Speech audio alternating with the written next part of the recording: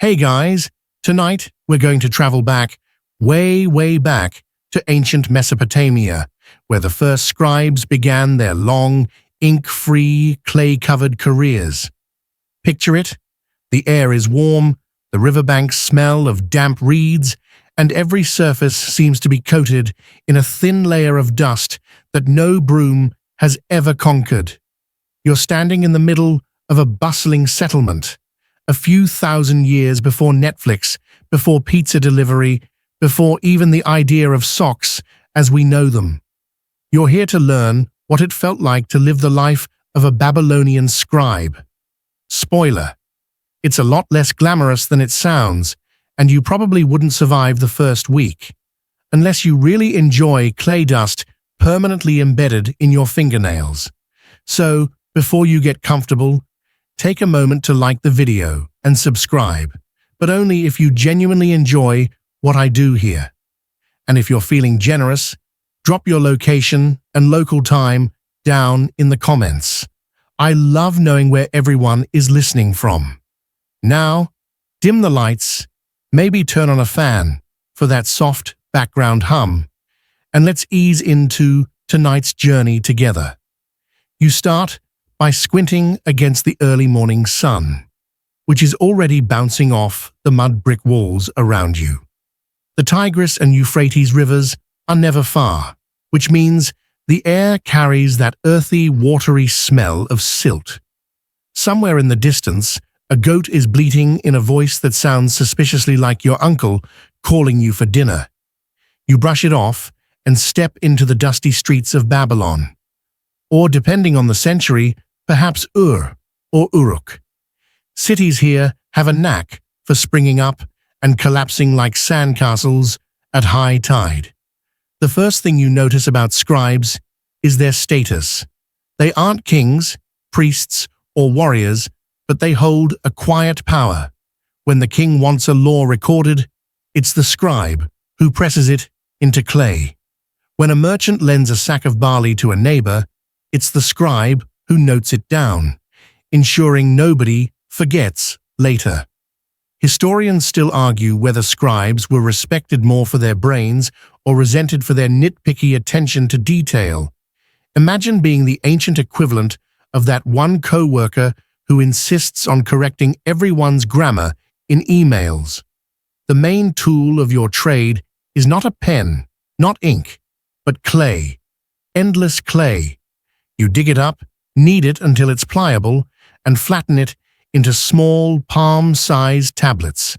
Each one is a little sticky rectangle of potential knowledge, or potential boredom, depending on whether you're writing about epic poetry or sheep rations. Fun fact: some of these tablets are still perfectly readable today. Meanwhile, your modern grocery list from last week has already been lost to the void. Once you've prepared your tablet, you pick up your stylus, a trimmed reed, sharpened into a wedge. You press it into the clay at careful angles, creating lines and triangles. This wedge-shaped writing, cuneiform, is basically the original font. It's not cursive or block letters. It's more like trying to play Tetris with a stick. And yes, you'd better get it right the first time, because erasing means smudging clay with your finger until the whole thing looks like a failed pottery project. The role of the scribe stretches across everything: tax records, religious hymns, kingly decrees, shopping lists, and even the occasional love poem. Your job description is both accountant and novelist, with a dash of bureaucrat. It's like being forced to write receipts all day, only sometimes your receipts turn into literature. And unlike modern office jobs, you don't get a coffee machine, just water jars that may or may not have yesterday's mosquito still floating inside. The great irony: while kings and priests strutted around visibly in ceremonies, it was the scribes who kept their legacies alive. Without someone scratching their names into clay, those rulers would be as forgotten as last week's dream. Yet for all that importance, scribes didn't exactly live like royalty. You weren't driving the latest chariot or feasting on roasted gazelle every night. You probably had a modest mud brick home, a diet heavy on bread, onions, and beer. Yes, beer. It was safer than water, and you might need a mug or two after spending 10 hours counting goats that never stayed still long enough to tally. Here's the quirky tidbit. Archaeologists have found school tablets showing practice exercises. Some are covered with neat, careful symbols, but others, not so much. Imagine a 4,000-year-old notebook where a student clearly gave up halfway, carving lazy, crooked wedges like, "Yeah, whatever, I'll just wing it." At least kids haven't changed much. Historians still argue whether these sloppy tablets were tolerated as beginner mistakes or if the teacher marched the student outside for a good scolding and maybe a chore involving an extra heavy water jug. Hey guys, tonight we're going to travel back, way, way back to ancient Mesopotamia, where the first scribes began their long, ink-free, clay-covered careers. Picture it. The air is warm, the riverbanks smell of damp reeds, and every surface seems to be coated in a thin layer of dust that no broom has ever conquered. You're standing in the middle of a bustling settlement, a few thousand years before Netflix, before pizza delivery, before even the idea of socks as we know them. You're here to learn what it felt like to live the life of a Babylonian scribe. Spoiler: it's a lot less glamorous than it sounds, and you probably wouldn't survive the first week, unless you really enjoy clay dust permanently embedded in your fingernails. So, before you get comfortable, take a moment to like the video and subscribe, but only if you genuinely enjoy what I do here. And if you're feeling generous, drop your location and local time down in the comments. I love knowing where everyone is listening from. Now, dim the lights, maybe turn on a fan for that soft background hum, and let's ease into tonight's journey together. You start by squinting against the early morning sun, which is already bouncing off the mud brick walls around you. The Tigris and Euphrates rivers are never far, which means the air carries that earthy, watery smell of silt.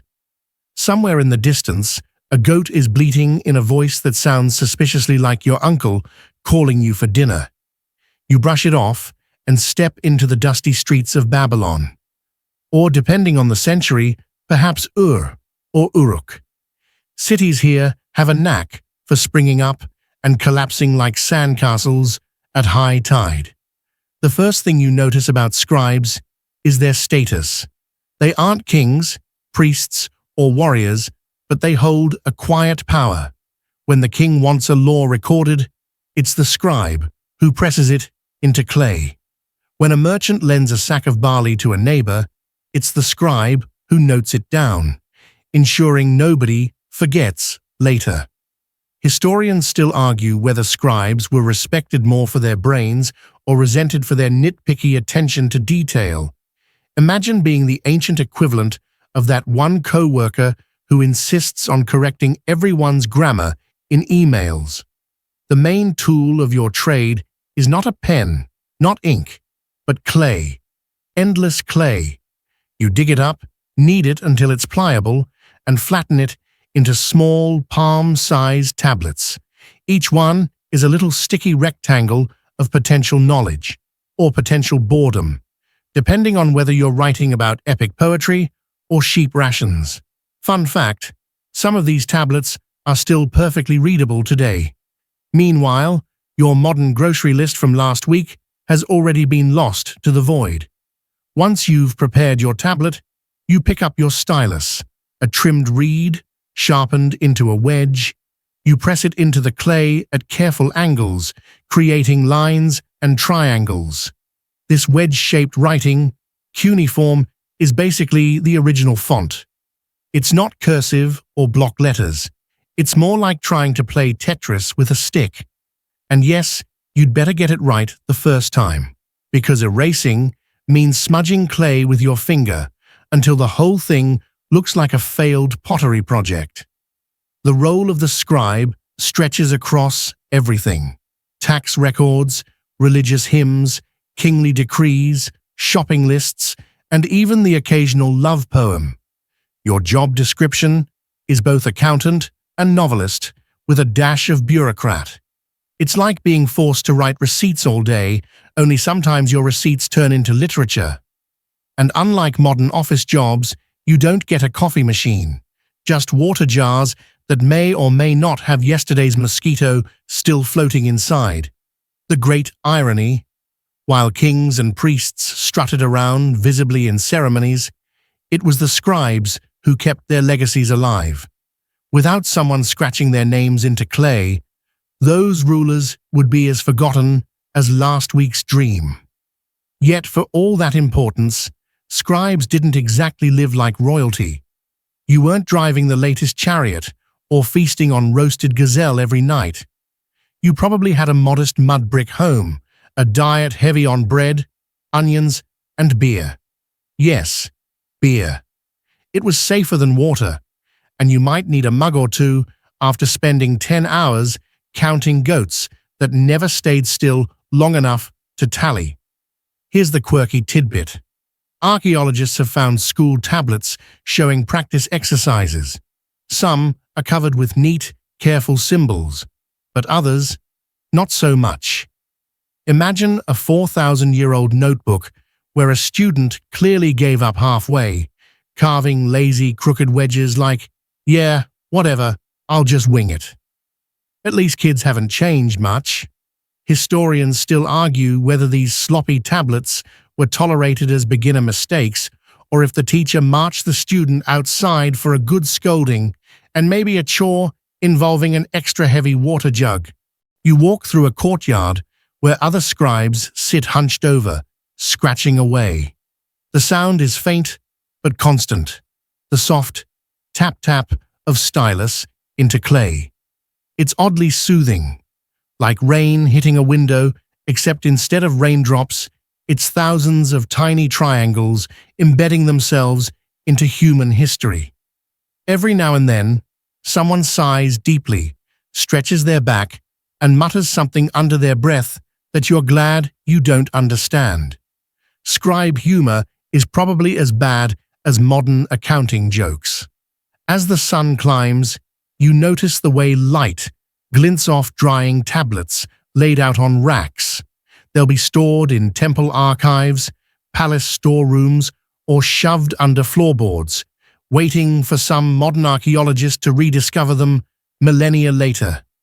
You picture one of your shopping lists: 2 onions, 3 loaves, 1 jar of beer, being displayed in a glass case at a museum, and you can't help but laugh. Imagine a tourist paying $10 to see your reminder to buy onions. By now, you're starting to understand the peculiar balance of power scribes held. You aren't glamorous, but you are indispensable. Without you, kings can't boast, priests can't collect offerings, and merchants can't cheat each other. You are the human hard drive of your society. And though clay dust coats your hands and your back aches from endless hunching, you also carry a quiet satisfaction. You're literally writing the first pages of history. Of course, whether you'd actually survive this job is another question. Between the endless clay dust, the lack of ergonomic chairs, and the daily risk of sunburn, you'd probably call it quits by lunchtime. But don't worry, you're here only for the story, and there's plenty more of it waiting as your day unfolds in Mesopotamia. You're barely settled into your role as a new Babylonian scribe before reality sets in. This wasn't a career you just wandered into by accident. Becoming a scribe required years of schooling. And if you thought modern students had it rough, wait until you find yourself in the tablet house, the Adaba, where apprentices learned to carve the written word. You wake at dawn, dragging your tired feet across packed earth, clutching a lump of clay the way a modern student might carry a backpack stuffed with overdue assignments. Inside the adubba, the air is dry, the walls smell of baked mud, and the teacher, stern as a stone statue, waits with a reed stylus in hand. Not for writing, mind you, but for pointing, correcting, and occasionally smacking the desk for dramatic effect. You sit cross-legged with a dozen other children, each trying not to look too terrified. The first lessons: memorize symbols. Not letters, not even words, but hundreds upon hundreds of wedge-shaped marks, each with its own meaning. Some represent sounds, some whole words, others abstract ideas. It's like learning hieroglyphics, except instead of birds and eyes, you're stuck with combinations of triangles. Your clay tablet, moist and soft, sits in your lap. You press the stylus, trying to make the correct wedge shape, only to realize you've jabbed the clay too deeply. The teacher leans over, frowns, and mutters something under his breath. Congratulations, you've just failed your first assignment. To fix it, you smear the clay flat again, leaving behind a sloppy mess that looks like oatmeal. Modern erasers suddenly feel like a miracle. Apprenticeship wasn't just about copying neat rows of symbols. It was about repetition, endless repetition. You practice writing the word for barley 20 times, then goat, then temple tax. Your wrist aches, your back complains, and your fingers feel like they've been chewing on reeds instead of carving with them. Historians still argue whether apprentices were mostly children of wealthy families, or if talented kids from humbler backgrounds could claw their way in. Either way, one thing's clear: this was no casual hobby. You either committed to years of clay carving drudgery, or you gave up and went back to farming onions in the hot sun. Every now and then, you glance at the other kids. Some are neat freaks, producing elegant little wedges that look almost professional. Others are clearly struggling. One boy nearby has turned his tablet into a chaotic scattering of triangles, like a hedgehog rolled through it. And then there's the prankster who tries to sculpt a doodle of a donkey instead of writing grain. The teacher notices, of course, and suddenly the prankster is tasked with fetching water jars all afternoon. The moral: don't doodle donkeys on your clay homework. And yes, punishments were a real part of this training. Some surviving tablets even contain student complaints, scrawled in frustrated wedges. The teacher hit me, or he punished me with a stick. You can practically hear the ancient equivalent of, "Ugh, I hate this class." At least modern kids can vent on social media. Here, your complaints become archaeological evidence for future generations. Still, there's a rhythm to the day. Morning drills in symbols, short breaks with bread and dates, then back to copying longer texts. Sometimes you're tasked with memorizing proverbs. One tablet lists wisdom like, "A scribe who knows nothing, what is he?" Or, "He who does not listen, his learning will vanish." It's the ancient equivalent of motivational posters, except instead of a sunset and an eagle, you've got clay and wedges. Here's your quirky tidbit for the day. Some teachers apparently made students practice while singing their lines. Imagine chanting "barley, barley, barley" in a sing-song voice, while your classmates echo back like a slightly depressed choir. Whether this actually helped memory or just annoyed everyone is up for debate. Historians still argue whether these chants were central to education or just a quirky habit of one over-enthusiastic teacher. By late afternoon, your fingers are cramped. Your clay tablets are scattered around you like a mini-brick factory, and your brain is swimming with symbols. You sneak a glance at the doorway, where sunlight slants in golden and tempting. Freedom is out there, kids running, goats wandering, a merchant shouting about fresh figs. But nope, you're stuck indoors, scratching triangles into clay, because that's the price of becoming a scribe. The apprenticeship could last years, sometimes a decade or more. You'd advance from simple lists to complex contracts, then finally to literature, epic tales, hymns, myths. Only once you'd proven yourself precise enough to record temple accounts without losing a cow or two would you graduate to the real deal. Until then, you're just another kid covered in clay dust, dreaming of escape. But here's the funny thing. Despite the punishments, the drudgery, the aching knees, many apprentices grew genuinely proud of their skill. To be a scribe was to rise above the fields and the plough. You'd earn status, steady work, and the ability to preserve your civilization's memory. And somewhere in that tired, inkless classroom, you feel a little spark of ambition. If you can just survive a few more years of chanting barley and dodging the teacher's stylus, you'll make it. For now, though, you rub your sore hands, press one last triangle into the clay, and remind yourself, this is just the beginning. The clay dust clings to your hair and nostrils as you stumble out of the tablet house, still half hearing the echo of your classmates chanting barley in the back of your mind. At last, you get a glimpse of the wider world, the place where your skills will actually matter. The city of Uruk wakes up with you, buzzing with a rhythm that feels both chaotic and oddly familiar, like a farmer's market crossed with rush hour traffic.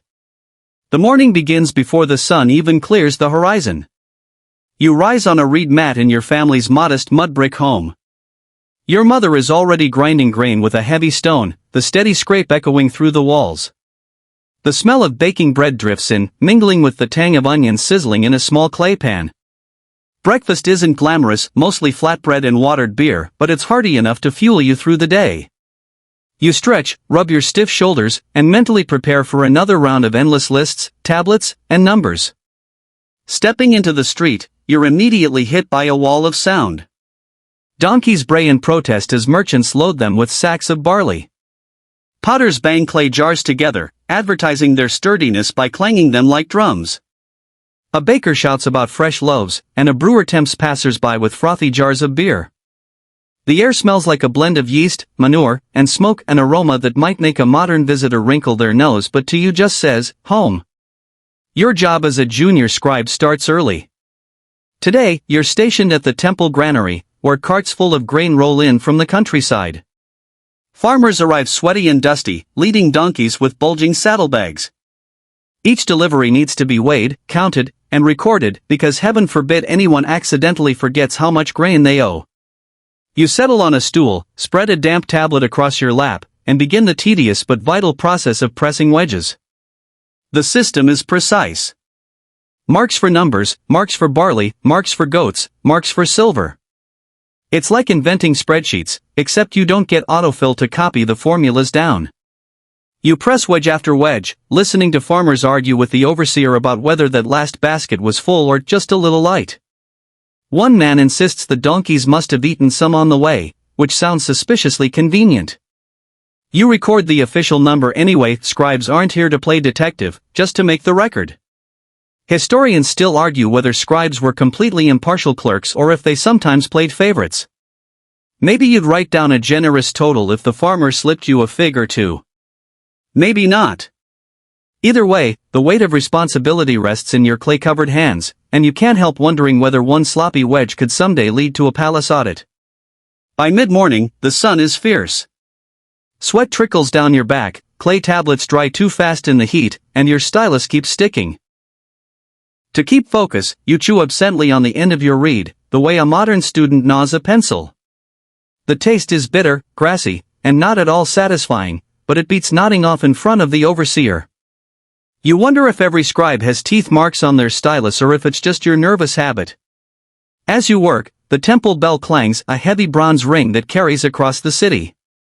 Priests in long robes sweep past with solemn faces, carrying baskets of bread and jars of beer as offerings to the gods.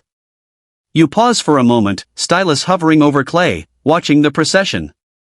The sight is impressive, even moving, but you can't help thinking, someone has to record all that bread and beer, too. And guess who that someone usually is? Yep, scribes again. Here's your quirky tidbit for the morning. Sometimes, when scribes recorded temple rations, they slipped in doodles of animals or exaggerated numbers, almost like inside jokes. Archaeologists have found tablets with unusually fat sheep drawings, leading to speculation that some bored scribe decided to have a little fun. Historians still argue whether these were teaching exercises, acts of humor, or just mistakes. Personally, you like to imagine a grumpy scribe chuckling to himself as he secretly gave a donkey the world's biggest ears. The market outside the temple walls adds its own rhythm to your day. You hear women haggling over spices, shepherds calling out their flocks, and children chasing each other through the crowd. A man selling date syrup nearly collides with a potter balancing a stack of jars, and you can't help but smile at the chaos. It's noisy, messy, alive, and every bit of it somehow ends up in the hands of scribes. By midday, your stomach growls. You trade a quick mark on someone's tally for a crust of bread and a sip of beer. The bread is chewy, the beer thick and almost porridge-like. It fills you up, even if it doesn't exactly taste like fine dining. You wipe your mouth on your sleeve, stretch your legs, and then get back to it. More donkeys, more grain, more clay. The afternoon drags, shadows lengthen, and your stylus hand cramps. You pause to flex your fingers, glance around, and imagine for just a moment what life might be like if you weren't a scribe. Maybe you'd be a farmer, your back bent under the sun. Maybe a potter, your hands shaping jars instead of symbols. But then you remember, those jobs don't carry the same quiet prestige. They don't give you the chance to carve your mark into history, literally. And so, as the sun sets in a blaze of orange and red, you finish your last tablet of the day. You stack it carefully with the others, brush clay dust from your lap, and feel a tired but undeniable pride. You may not be a king or a warrior, but without you, none of them would have a legacy. Your morning in Uruk might have ended with aching hands and a pile of dusty clay, but the day isn't over yet. As the city slips into its afternoon rhythm, you return to what makes or breaks every scribe, the tools of the trade. Without them, you're just a person staring at lumps of mud. With them, you're a magician turning dirt into memory. First, the stylus. You pick up a fresh reed from the bundle near your workbench. Reeds grow thick along the riverbanks, buzzing with dragonflies and croaking frogs. You slice the reed at an angle with a small knife until the tip is sharp and wedge-shaped. This is your pen, though it feels more like a tiny chisel. The cut has to be just right. Too blunt and your symbols blur. Too sharp and you risk gouging the clay. You test it against your thumb. Perfect. Every scribe swears by his stylus, and you're no exception. Some prefer a wider wedge, others a narrow one. A few obsessive types keep 3 or 4 on hand for different strokes, like artists swapping brushes. You, however, chew on yours like it's a stick of sugar cane, which horrifies your teacher but calms your nerves. The result? Your stylus tip sometimes has tiny teeth marks, an archaeological clue for future generations about your questionable habits. Then comes the clay itself. You scoop it from the riverbank, heavy and cool in your hands. Mixed with just enough water, it becomes pliable, ready to receive the stylus. Too wet, and your wedge marks smear. Too dry, and the surface cracks before you finish your sentence. You knead the clay, fold it, press it flat, then slap it into a neat tablet shape. It's messy work, and your fingernails are permanently rimmed with gray. Somewhere in the future, people will pay money for spa mud treatments, but for you, it's just another Tuesday. The smell of wet clay lingers everywhere, earthy, slightly sour, like a damp cellar. You smooth the surface, feeling its cool weight in your palms, and there's a strange comfort in the ritual. Historians still argue whether scribes prepared their own tablets every time, or if apprentices did most of the grunt work. Either way, you find yourself muttering, would it kill someone to invent paper already? You don't just write on clay tablets, though. Sometimes wax-coated boards or even stone are used for important inscriptions. But clay dominates daily life because it's cheap, abundant, and accidentally durable. Once dried or baked, these tablets outlast almost anything. Fire destroys buildings, floods wash away walls, but those little clay blocks endure. You laugh to yourself. Your to-do list might be around longer than the king's palace. As you settle into your seat, you think about the archives. Whole rooms stacked with tablets, shelves groaning under the weight of recorded grain counts, contracts, and hymns. Walking through one feels like wandering into a mud brick library where every book is heavy, square, and written in triangles. It's impressive, yes, but also a nightmare if you ever misfile a tablet. Imagine needing one specific receipt from 3 years ago and having to sift through piles of clay blocks. You suspect some poor apprentice is still looking. Here's your quirky tidbit. Some scribes carved practice tablets shaped like little lentils, no bigger than your palm. Archaeologists find them scattered like ancient stress balls.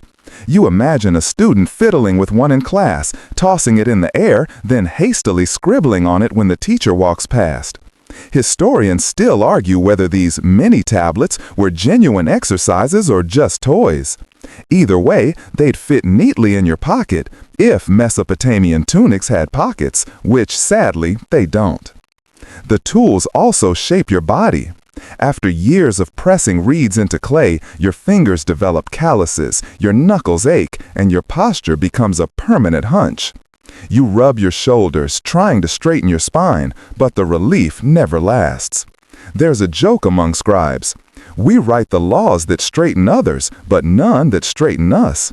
It gets a polite chuckle every time, mostly because everyone is too tired to laugh properly.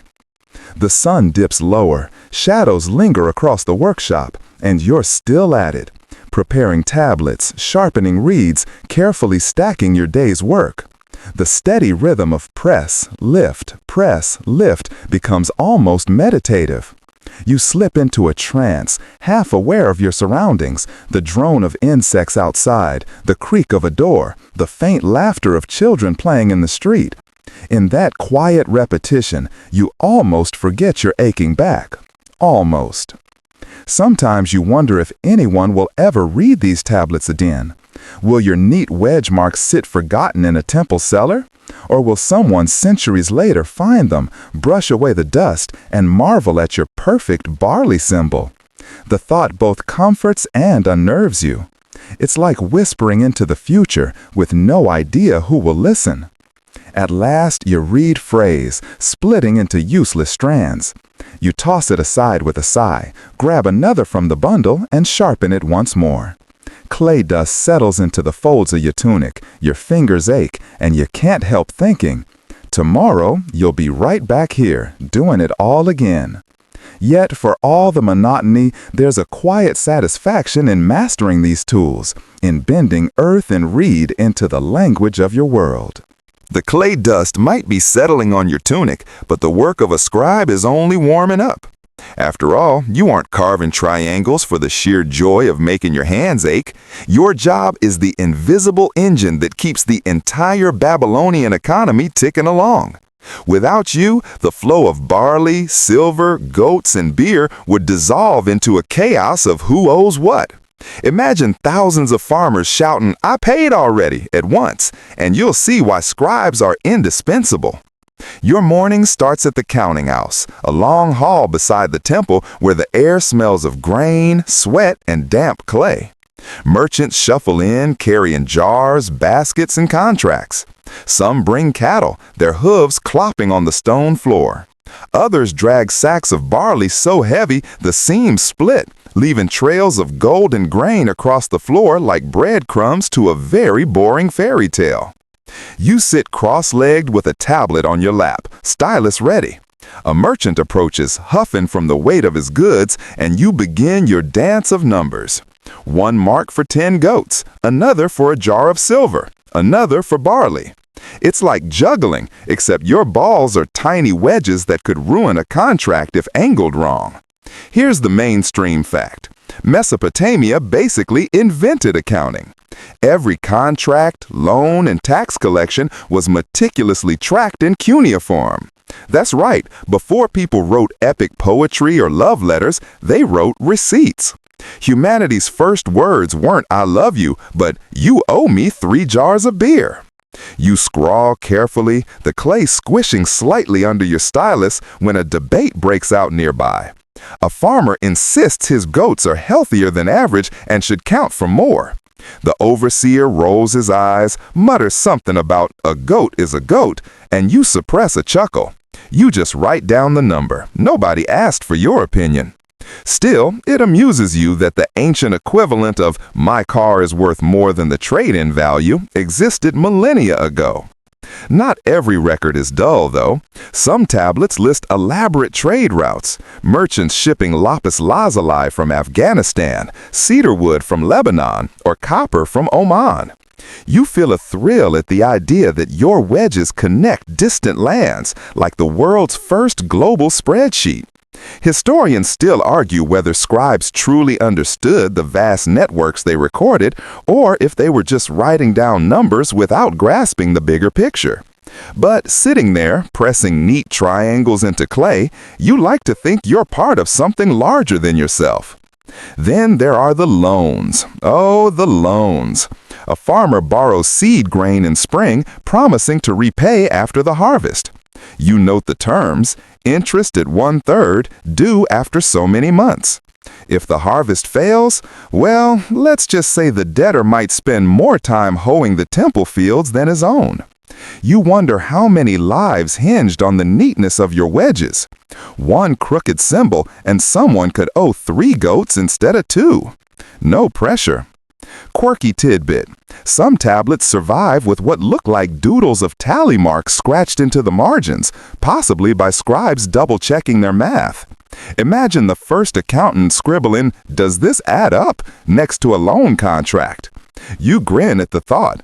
Ancient auditors existed, and they probably weren't much fun at parties either. The day stretches into afternoon, and the hall grows stifling. Dust swirls in the air, coating your tongue with grit. You wipe your forehead, glance at your tablet, and wonder if you'll ever stop dreaming in wedges. The repetition is endless, yet necessary. The economy doesn't care if your hand cramps. Somewhere outside, children laugh and splash in a canal, free from clay tablets. You sigh and press on. Occasionally, the overseer checks your work. He scans your tablet with narrowed eyes, nods once, and grunts approval. No words of praise, no good job, just a grunt. You take it as a win. After all, in a world where a single smudged wedge could mean a lawsuit, silence is the highest compliment. As the sun dips lower, the last merchants shuffle out, their contracts safely immortalized in clay. You stack your tablets, each one drying into permanence, and stretch your aching legs. The economy will keep moving tomorrow because of you. No fanfare, no applause, just the quiet pride of knowing every goat, jar, and sack is accounted for. And as you trudge home, clay dust sticking to your skin, you can't help but laugh at the absurdity. Thousands of years from now, someone in a museum will peer at your neat wedges under glass and whisper, "Look, the first accountant." The workday might be over, but your duties as a scribe don't stop at balancing goats and tallying grain. Every so often, the overseer drops a different kind of assignment in your lap, one that feels almost indulgent compared to columns of numbers. Today, you're tasked with copying a story. And not just any story, but one of those grand, sweeping epics that makes your cramped reed stylus hand feel like it's part of something bigger than ledgers and loans. You sit cross-legged on the floor of the tablet house, fresh clay balanced on your knees. The stylus hovers, and you press the first wedge. Gilgamesh. The name itself feels heavier than barley counts or temple taxes. You've heard the tale recited by priests before, sung in slow, rhythmic chants by storytellers in the square. Now, it's your job to trap those words in clay, one careful triangle at a time. The story unfolds as your stylus dances. Gilgamesh, king of Uruk, mighty but flawed. He battles Enkidu, wrestles with gods, searches for immortality. As you carve, you wonder if kings secretly squirm reading these stories. After all, not every king comes out looking wise. Historians still argue whether scribes wrote these epics as state propaganda or as subtle critiques of their rulers. You press your wedges with a tiny smirk, imagining Gilgamesh himself sitting in the audience, arms crossed, muttering, "That's not how it happened." Here's a quirky fact. Archaeologists have found practice tablets where apprentice scribes copied lines from epics but got distracted halfway through, leaving half-finished sentences or random symbols that look suspiciously like doodles. Maybe one apprentice got bored during the flood story and thought, "Nope, I'm done with this rain business." You sympathize. Writing about God smiting humanity can be less thrilling after 4 hours of clay pressing. Yet, there's something hypnotic about the rhythm.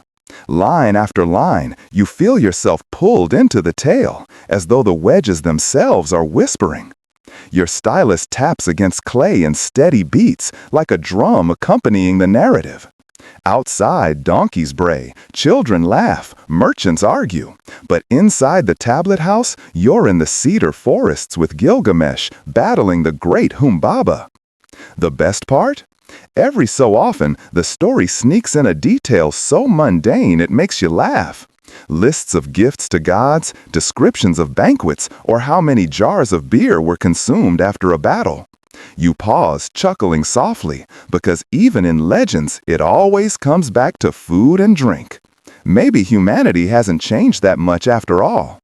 Of course, the clay has its own limits. Unlike parchment or paper, it doesn't allow for sprawling prose. You press a few lines, smooth the surface, and realize you need another tablet. The Epic of Gilgamesh stretches across a small mountain of clay, each tablet heavy enough to knock someone unconscious if dropped. You imagine a poor apprentice carrying a stack of them and tripping in the street, epic tumbling everywhere. The gods might not appreciate that. The pride in copying these stories is real. While numbers keep the city running, it's the stories that give it soul. You think of future generations, scribes like you, apprentices yet unborn, reading your careful wedges and feeling connected to the same characters. It's a strange kind of immortality, one Gilgamesh himself would have envied. The tablet dries slowly, the wedges crisp against the clay surface. You blow a little dust away, satisfied with the neatness of your work. Tomorrow, you might be back to counting goats, but tonight, you've walked beside kings and gods. You've turned soft mud into legend. And as the last light of day filters into the tablet house, you realize something quietly profound. Numbers may hold the world together, but it's stories that keep people awake.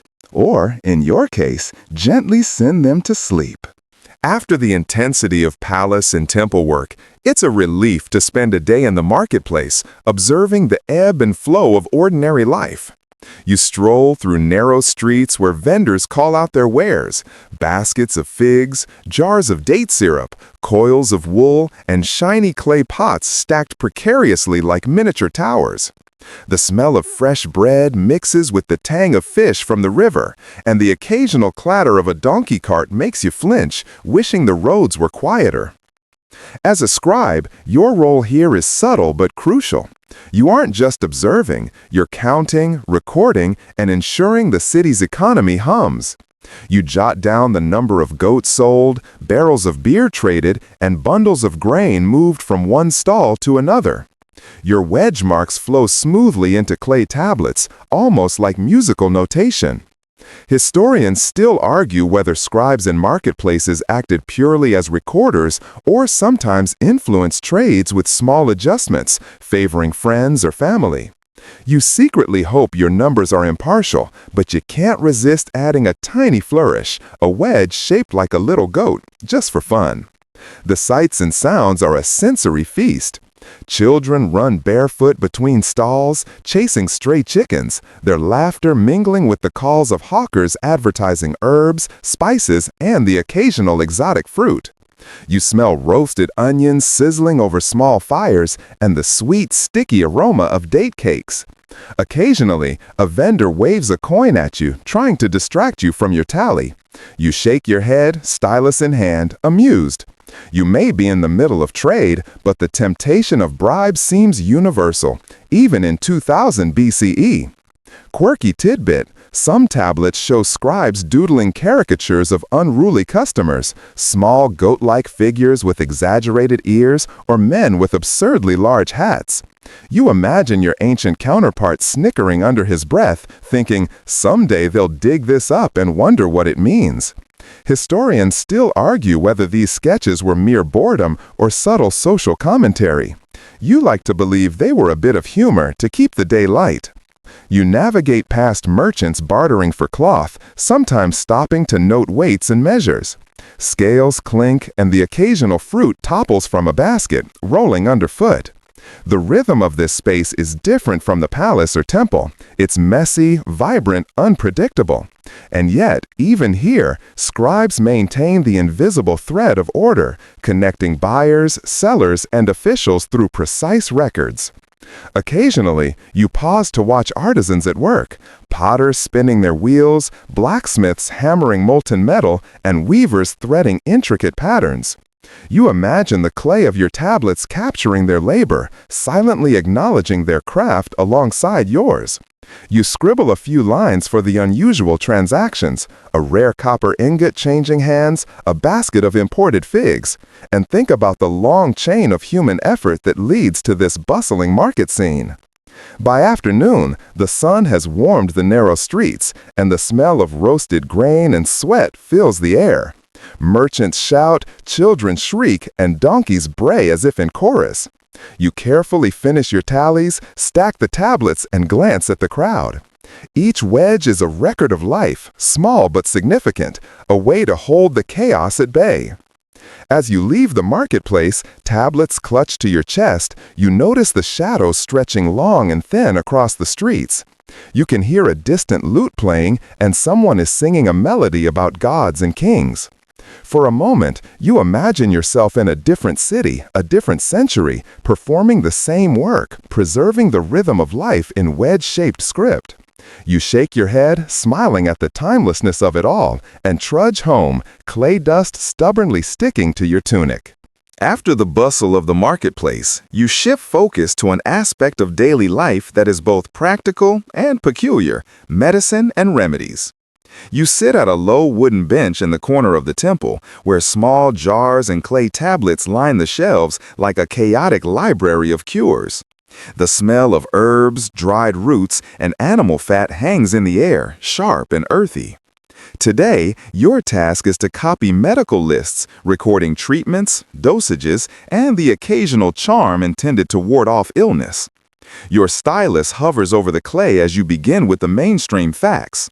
The Babylonians had surprisingly advanced knowledge for the era. They used bandages, poultices, and even attempted surgeries like setting broken bones. Instructions are meticulous. Grind a particular herb, mix it with honey, apply at dawn, repeat 3 times. You press wedges carefully, aware that a misplaced symbol could confuse an important treatment. Historians still argue whether these remedies were actually effective or if they functioned more as ritual prescriptions to reassure patients. Quirky tidbit: some of the tablets list remedies that feel downright strange to you.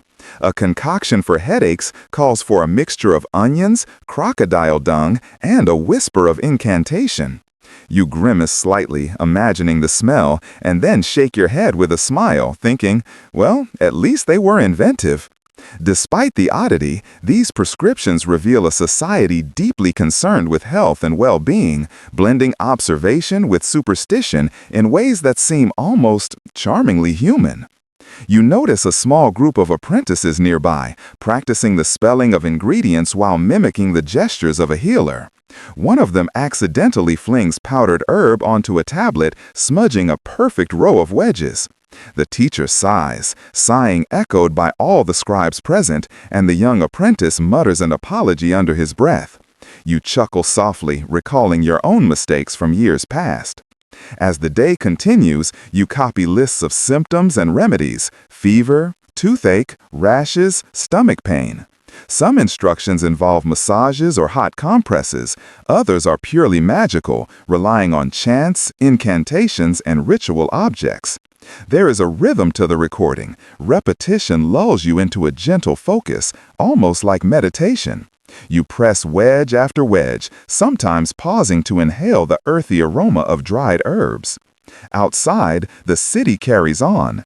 You hear the faint bray of donkeys, the chatter of neighbors, and the splash of water from nearby canals. The contrast between the precise world of medical recording and the chaotic hum of life outside makes you smile. Life, it seems, is always a mixture of order and mess. By late afternoon, the tablets are complete. You stack them carefully, mindful of their fragile edges. Each tablet represents knowledge, sometimes practical, sometimes eccentric, always human. You step back, stretch your cramped fingers, and glance around the small workspace. The light filters softly through the reed blinds, casting long, warm shadows across the clay-strewn floor. The quiet satisfaction of the work washes over you.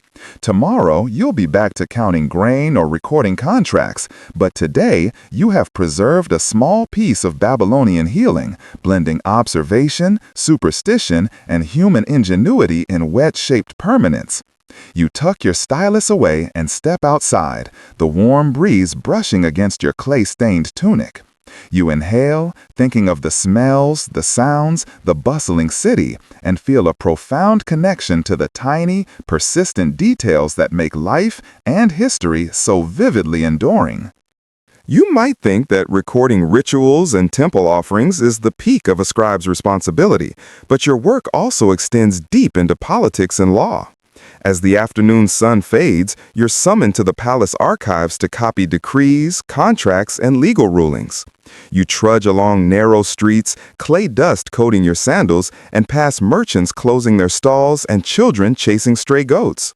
The palace feels both familiar and intimidating, a monumental mud brick structure that hums with authority. Inside, scribes bustle about, tablets clutched to their chests, voices low but urgent. Today, your task is a batch of legal contracts, sales of land, marriage agreements, and a few unusual cases that read like disputes over who gets the best goats. Your stylus hovers, ready to transform spoken words into enduring clay marks. Mistakes here aren't just embarrassing, they could affect someone's property, livelihood, or social standing.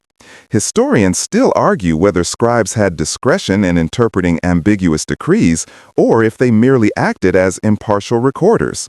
Either way, your fingers tremble slightly as you begin. The contracts are precise, almost ritualistic in their wording. Each party's name, lineage, and promise must be noted accurately. One misaligned wedge could mean the difference between 2 goats and 3, which in this society is a serious deal. You marvel at the level of detail, land measurements, boundaries, the exact number of livestock, even the names of witnesses. It's like a combination of law school and accounting, with the added pressure of permanent ink, or rather, permanent clay. Quirky tidbit, archaeologists have discovered some tablets with what appear to be tiny corrections, erased wedges, scribbles, and even doodles of annoyed scribes' faces in the margins. You imagine your fellow scribes sighing mid-contract, muttering, "Yes, yes, I get it. 3 goats, now leave me alone." It's comforting to know that ancient bureaucrats had the same petty frustrations we do. As you press wedge after wedge, you notice reoccurring disputes. Neighbors squabbling over shared irrigation channels, merchants trying to claim more than their fair share of grain, even a case where a man attempted to sell his donkey twice. You suppress a laugh, imagining modern lawyers shaking their heads over the same antics.